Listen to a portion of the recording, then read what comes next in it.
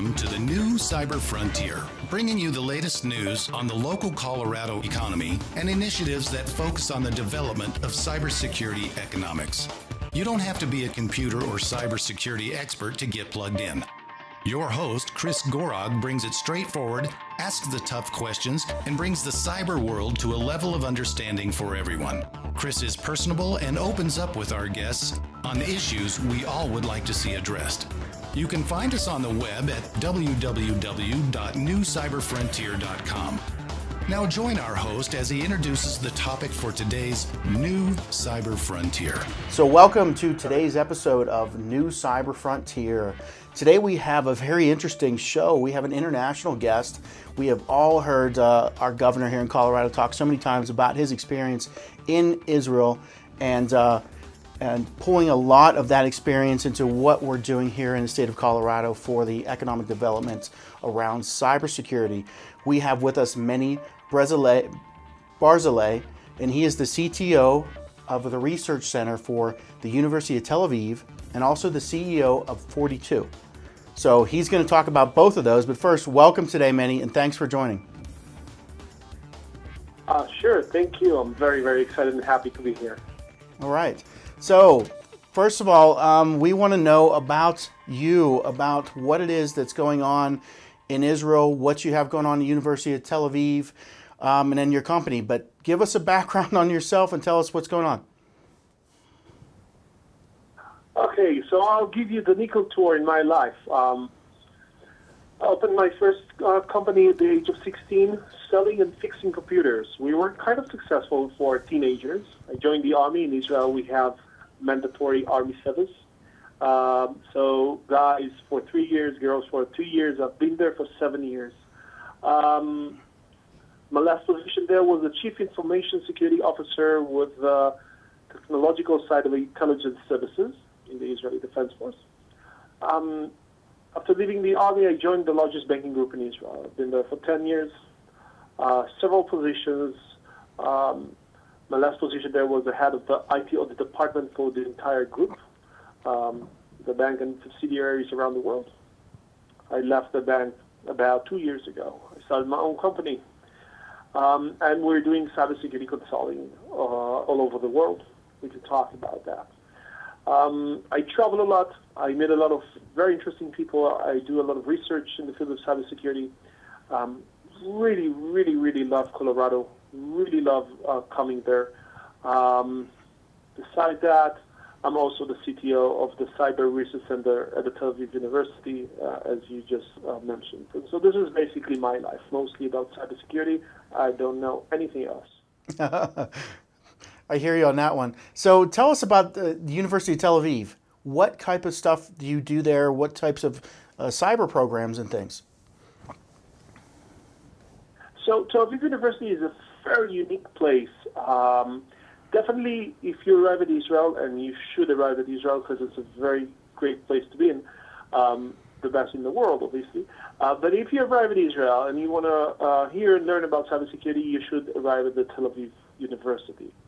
So at the Tel Aviv University, we have the Interdisciplinary Cyber Research Center. Now, the interdisciplinary part is very, very important, and that's what makes our research center a very unique place.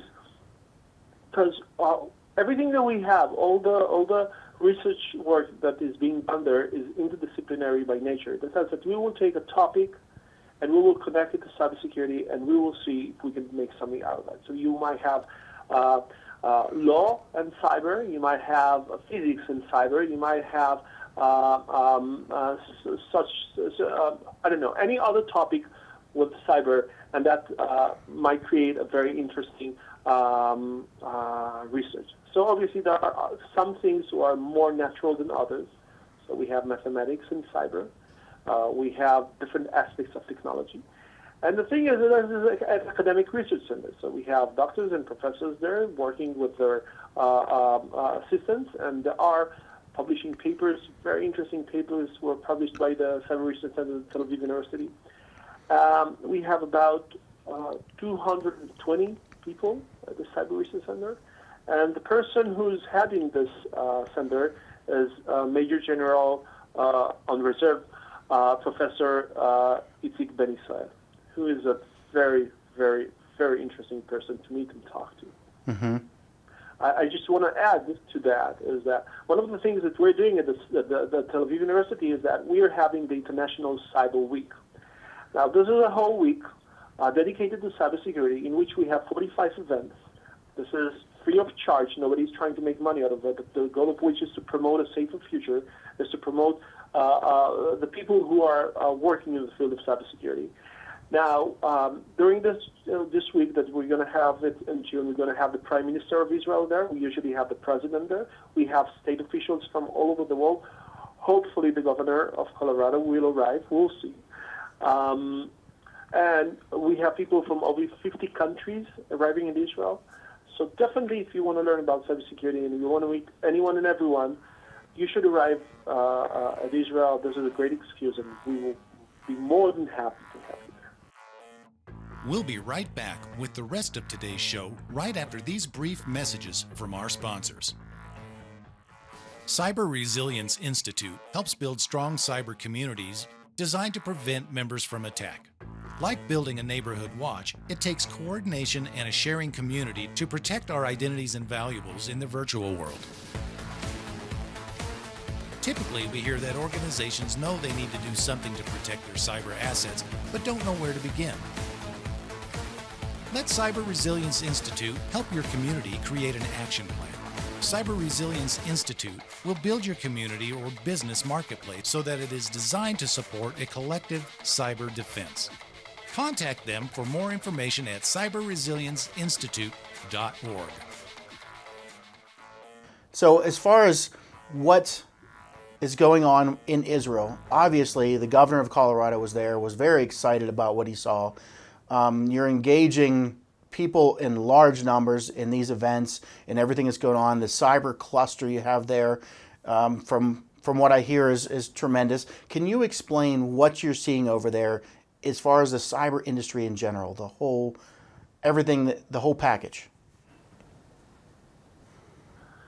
So we can talk about what kind of technologies are currently being developed in Israel, and we can also talk about why Israel is so unique in its entrepreneurship landscape, and why do you see so many startups being created here.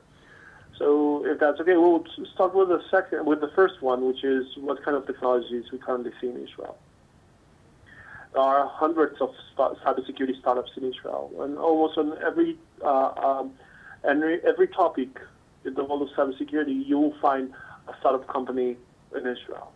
And we have people who are trying to solve the traditional problems, obviously advanced persistent threats, attacks,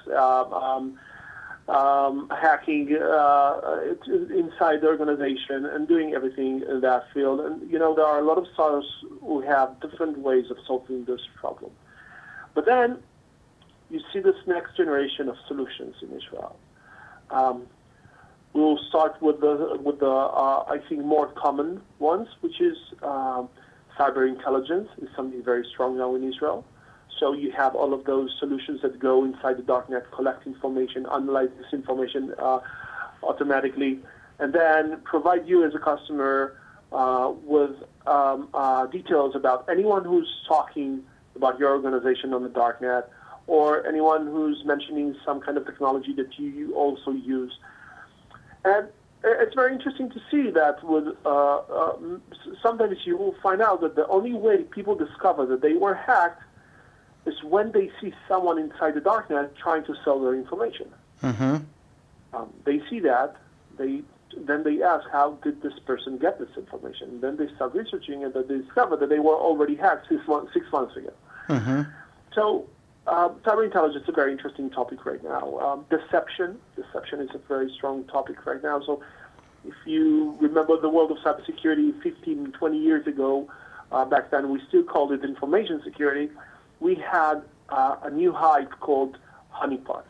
Honeypots were a very, very interesting set of products, and we were super excited by the fact that you can create a virtual server that will make the hacker think that this is something valuable, and when the hacker will try to hack this, the system will make the hacker think that everything is okay from his side, and he succeeds on hacking this website, on this server, but we will know that he's actually hacking a demo server, and we will have the ability to see what he is trying to do. So that was a very brilliant concept 20 years ago, 15 years ago, but it failed. And it failed because those solutions were too cumbersome. But now technology has evolved, and it allowed us to create the new generation of honeypots. We don't want to use honeypots because some people still remember this name as a very, very bad experience. I'm among them. So those startups rebranded themselves, and now they're called deception startups. Very interesting companies in Israel in that field. Very interesting way to make the hackers, to fool the hackers while they're trying to do the sophisticated attacks. And then we have those different fields in which cybersecurity startups are trying to create solutions to problems that are not yet created. For example, you have a lot of cybersecurity in automotive in Israel. A lot of cybersecurity and automotive companies in Israel. So you have brilliant people creating those wonderful solutions that are aimed to secure autonomous cars and smart cars. Mm-hmm. We already know that this is going to be a big problem in the years to come. You don't want to be in a position where you sit inside your car. You're not driving because the car is driving itself, but suddenly you get a message either to your phone or through the sorry for noise, through the screen on your car saying, "Hi, we're hackers. We took control over your car. Either you will pay us 5 Bitcoins in the next 20 minutes, or you will die because we will take the car off the road," or something like that. And even though this sounds like a scenario that you will find in science fiction movies, this is something that is not so far-fetched. So we already know that cars being hacked. We saw that again and again. Several incidents were very, very famous. We didn't see any malicious incidents yet, but we did see security researchers that prove again and again that different cars can be hacked. And so this is to some extent natural evolution of the threat. We will see cars being hijacked, cars being hacked. It's going to take several more years. But it's very interesting to see that cybersecurity startups in Israel are already foreseeing those problems and creating the solutions to fix them. And so on and so forth. So you will find startups in the field of drones, and you will find startups in the field of biotech and robots, and so on and so forth. So to some extent, I think this answers the first question about what we see in Israel. Right? Yeah, there's a lot. What about, I've had a lot of contact. I've worked in critical infrastructure, so utilities. I've had a lot of contact from companies that are trying to lead the way in cybersecurity for critical infrastructure. What do you see there? I know the auto is kind of really close to that, but for those developments, what do you see coming down? Sorry, can you repeat the question? What do you see in the critical infrastructure, the utilities, the grids and stuff? Okay, so we have different fields inside that world of problems. So the industrial control technologies, we have 5 very, very good startups in Israel, all of which I think have reached some successful, in the international market, you see a lot of people approach those startups. Again, those problems are right now more theoretical than practical, even though we're seeing hackers trying to attack ICT systems. But there were several very high-profile events, but we don't see that on a daily basis. And that's very, very interesting. You see more and more companies, big utility companies, big infrastructure companies, that are opening research centers in Israel to try and create cybersecurity for their future solutions, for their future products. So they're right now hiring people that will work together with the people who are in charge of business innovation and technological innovation inside the company. So the cybersecurity solutions will be aligned with their strategic plants. You see that in the automotive industry. A lot of big automotive manufacturers are opening cyber research centers in Israel. And you see that with the utilities. You see General Motors, General Electric. You see Deutsche Telekom. You see a lot of companies opening research centers in Israel. We'll be right back with the rest of today's show right after these brief messages from our sponsors. Over 3 million data breaches happen every single day. That's over 2,000 records being compromised every minute. So often, we focus on securing web data access. But what if the attackers are already inside, having gained direct access to your storage through data management software?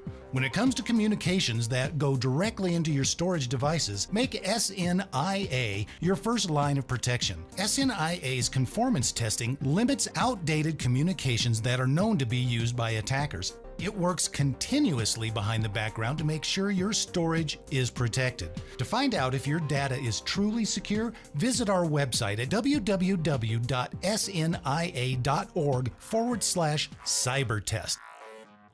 How long has this kind of exciting growth been going on over there? And do you remember, can you explain how it happened to start it?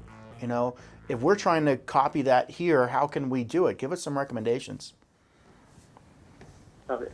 So let me talk about the secret of Israel. And obviously, we have a lot of things that works for us and some things that works against us.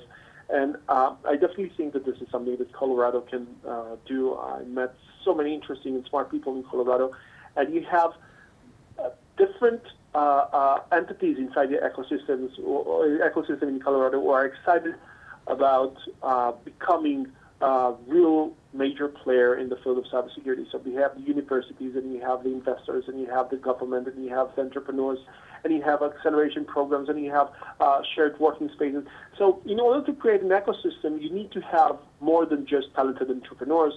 You need really to have everyone working together. So this is number one, I think, one of the most important secrets of Israel, is that we don't have hierarchies. We don't have this, like everybody talks in Israel to everybody on a first name basis. You meet someone in 2 minutes, he becomes a very, very good friend of yours. Even if you met this person once, when you tell about this person to someone else, you say, yeah, he's a good friend of mine.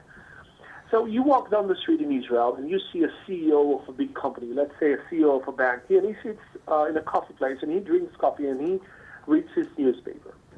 So while in many places around the world, you are not allowed to get near this person. In Israel, you can just sit at the table. I'm exaggerating a little bit, I must admit, but it's not far from it. You can sit in the table, come to him and say, hey man, I have a startup company. Do you want to hear about that?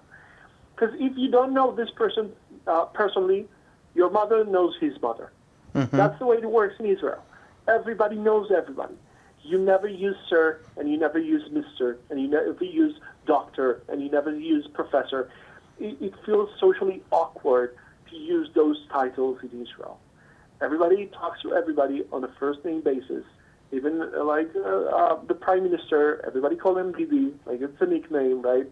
And that's the way we work in Israel. The fact that we don't have, on the social basis of the way the country works, we don't have hierarchies, we don't have those groups, it works very, very well for us. Because if you have a company, if you have a startup company, you know that you can approach everyone, and everyone will be excited to help you. Number two is the Army. This isn't something that Colorado and other countries, it's not an easy thing to copy, but it's important to understand the fact of the Army in Israel. And as I said, we have mandatory Army subs. And so what you have there is you have kids, right? So teenagers. At the age of 18, they join the Army. Now, they leave the Army at the age of 21, 22, 23. There are still kids. They live with their parents, because obviously in the Army you get like $100 per month. This is your salary, right? Because the Army takes care of all your needs. So there are still kids when they leave the Army. They live with their parents. Their parents pay for everything still. They don't have any obligations. They didn't buy a house. They are not married. They don't have kids. Still, they are kids themselves. But on the other hand, they already have 3, 4, 5 years of experience. They already made big life decisions. They carried a gun. They protected their country.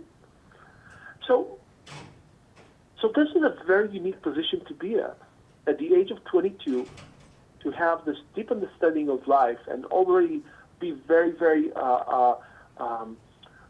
be able to make big decisions, and have the ability to make risky decisions from one hand, and on the other hand have nothing to lose because you're still a kid, you have no obligations. This is a very unique position to be at. This is why it's very easy to decide to open a startup company. So the moment you get married, the moment you have kids, the moment you're already working for another company, the moment you have assets, this is scary. You know, we need those people that have more life experience to open startup companies. But we have to admit, it's scary for them. But for those kids, it's very, very easy. They can fail 2, 3, 4 times, and it's okay because they still live with their parents. You know, they're having fun. They're trying things. Their parents pay for the food and that, so they have nothing to lose. And that brings me to the third point, the last point that we're going to touch today, unless you want me to continue. And obviously, I can talk about Israel for hours. Is that in Israel it's okay to fail. It's more than okay to fail. You're encouraged to fail. So parents say, "What do you care? Try that. Worst case scenario, you will fail." And in Israel, if you're an entrepreneur and you come to me as an investor, let's say I'm an investor, I'm not an investor, but let's say I'm an investor, and you will come to me and you will tell me, "Yeah, this is my third startup. The first two actually failed." I will admire you, and it will be much easier for me to invest money in you than if you would tell me this is your first startup and you haven't failed yet. So failure in Israel is a very, very easy thing to carry, and I think that the approach of Israelis towards failure is very, very healthy. Obviously, there are things that work against Israel. And we should also be very, very open about those things as well. For example, we are very good in creating startup companies. We are very good in creating new technologies. But the moment the company reaches a certain point with regards to its size, Israelis usually struggle because we're not very good with processes and structuring and thinking 10 years ahead and building those policies. Now, you would usually want to bring a professional CEO from the United States to scale up your company from a certain point. So in the United States, you have people that understand what is long-term thinking, understand about how to build processes inside organizations. So this is very interesting.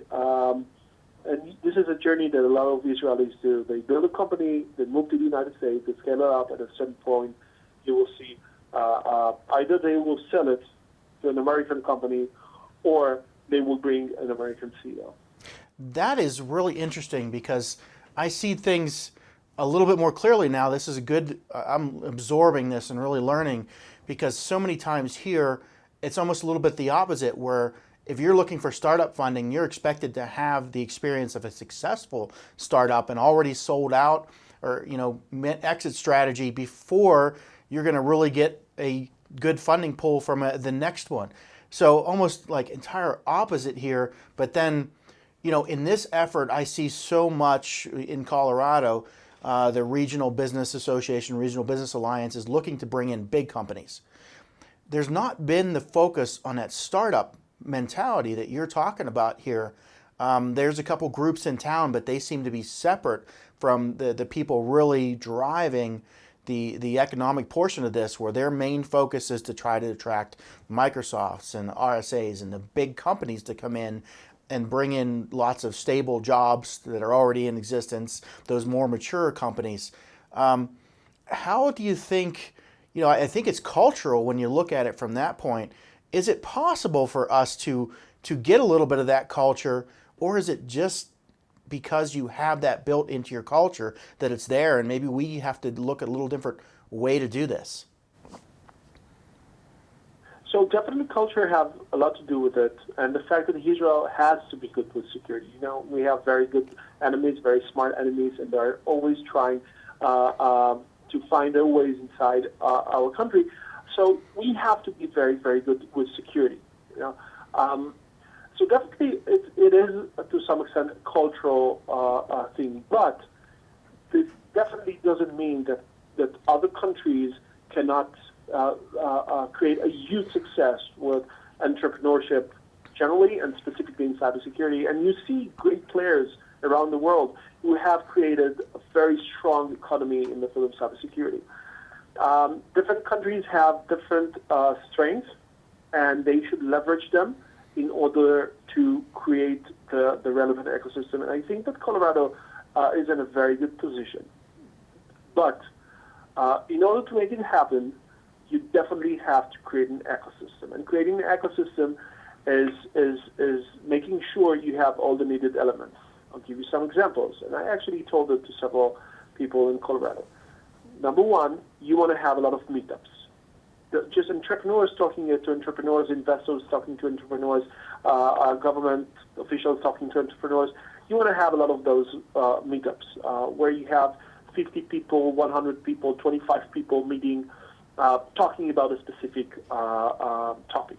And this is to some extent something easy to accomplish. You just have to incentivize people to have that. You need to start the discussion going, because sometimes a lot of people face, when they want to open a startup company, they face a lot of problems. One of them is to find people to do that with. The second one is they feel that something should happen for them to be able to open a startup company. They don't understand that nothing should happen. They just need to start working on that.